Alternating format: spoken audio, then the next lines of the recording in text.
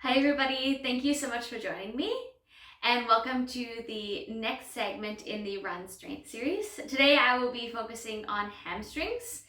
You will need a chair and a cloth for this exercise. If you want to do it on your mat without a chair, that is fine, and you can do it without the cloth. I'll give you lots of modifications as we go. The hamstrings are important because they are responsible for knee flexion.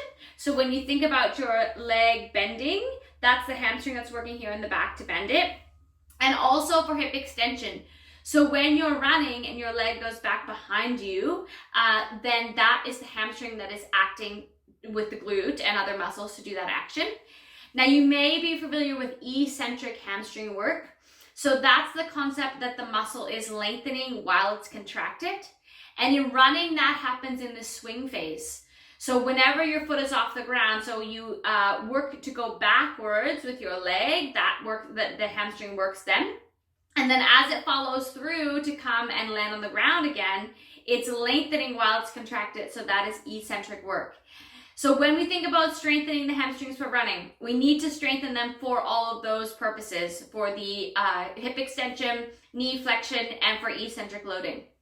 So starting lying down onto your back, I'm going to start with some bridge style work using the chair. Now you can do all of this down on the floor, and if you are not familiar with doing exercises and you are just getting started, I do recommend you start on the floor first and then you can progress to the chair.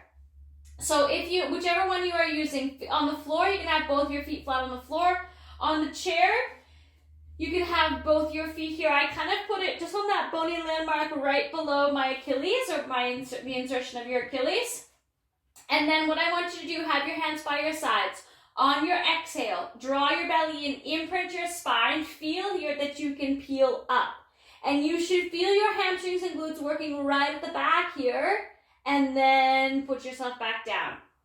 So we're going to do this continuously, and I want you to really feel as you come up that it's like you're drawing your feet towards you and down towards the floor at the same time. And it's going to help you get that really intense loading up of the back chain. Connecting in with your breath. So in this instance, we are really looking for that exhale core connection. And of course, we're practicing for that hip extension right here at the back. We're going to do 3 more here like this. Shoulders are relaxed. Try not to let yourself hold a bunch of tension up in your shoulders. Last one here. Then park it down. Now, at any time, of course, if you need to have a rest here from your into your hamstrings, that's totally fine. This time we're going to come up. You're going to hold it up there. Then single leg marching. Now this is a much bigger load on your hamstrings. You'll feel it pretty immediately. Try not to let your bottom start to drift way down here. It'll drift down a little bit, that's fine. But marching side to side, feel that control of your pelvis. Try not to let it tip over. So that's how we can counter that contralateral pelvic drop that you may have seen in your running or in other runners. Do 1 more on either side. Then park it down, have a pause. Now we're going to progress at a level again. This time you're going to have your cloth. So my cloth here is just sitting on the chair. And you're going to have your cloth there, and we're going to start with it underneath your right heel. So place the cloth underneath your right heel. Now again, you can do this on the floor, or if you have a slippery floor, you can do it on your slippery floor. Otherwise, on the chair, bring yourself up. Now, the side without the cloth lifts. Then the cloth side, forward, back, forward, back. Small movement. Doesn't have to be very big, but this is that eccentric work here. Breathing through 3, 2, last one. Bring it down, have a pause. Then we're going to swap it over. So put your cloth underneath the other side. Reset. Lift up. Leg into the air. Small movement. Forward, back, forward, back. My cloth's getting a little bit stuck there. So I want you to really think about that drawing back phase where your heel is pulling towards your bottom. You could also do this on a exercise ball. Roll the ball towards you. 3 more, 2, last one. Good, set it down. Now this sequence here with the chair, you could do that through 2 or 3 times and it would give you a really good workout for your hamstrings and give you that eccentric loading. Now we're gonna flip over. I'm gonna move the chair out of the way. We're gonna come to 4-point kneeling to target some work for your knee flexion and then some further hip extension. So coming now down to 4-point, palms underneath shoulders, knees underneath hips. Lengthening out through your spine, starting on the left leg. Lift it up, knee is bent to 90 degrees. Small movement, lift and lower. And what you're looking for here is still that same place that we just worked, right up by your gluteal fold. And you're just pressing up like you're trying to stamp your heel on the ceiling. Now your pelvis, again, stabilized, neutral, not changing around. And you would be looking forward, crown of your head to the ceiling. Try to find this length here, all the way down your spine. 5, 4, 3, 2, last one, bring it down, other side. Straight up, find that control. Press and press. So the image you can imagine is like you have a little pebble at the bottom of your bottom cheek and you're trying to squeeze it in right there.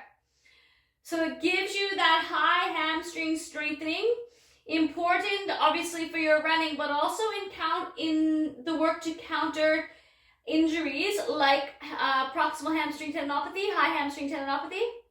That occurs right up there at the top. Almost there. 5, 4, 3, 2, last one. Very good. And I'm going to move this chair completely out of the way because the next one we're going to be lengthening out. So the start is the same. Come back to your left leg. Lift it up from there. Full length and bend. Press and bend. Now notice here, I want you to try to have your foot dorsiflexed so that when you drive through your heel, when you lengthen your leg, you can drive through your heel, and that gets you more work all up that back chain. Then as you bend, imagine you're trying to drag your heel through water. Lengthening up. Good, now hold it out long on the next one. Point your toe, full length of your leg lifting. Back to that high hamstring. Now you'll feel this in your glute, yes, but really look for it right there where your bottom cheek meets your hamstring. Long spine, 5, 4, 3, 2, last one. Very good. Bring it down. Other side. So we start with the knee flexion. From bent, push long, draw up, extend, draw up, extend. Keep checking in that your shoulders are stabilized and that your pelvis is not tipping around side to side. It's like you have a glass of water there and you don't want it to spill. Very good. Breathing through, lengthening out. We're going to do 5, 4, 3, 2, last one. Now hold it long, point your toe, long lever, lift and lower. So you can see here that there's no shifting around of my pelvis. We're not trying to do this and have a bunch of flinging of your torso. This controlled movement lets you really target your hamstring and glute. Super important for your running. Almost there. 5, 4, 3, 2, last one. Very good. Bring it down. Similar to the other sequence, you could do that through 2 or 3 times. And then you would have very well targeted your hamstring for all the movements of running in helping you strengthen it and develop injury resiliency. Thanks so much for being here with me. Let me know if you need any help with your own running and can't wait to see you again soon.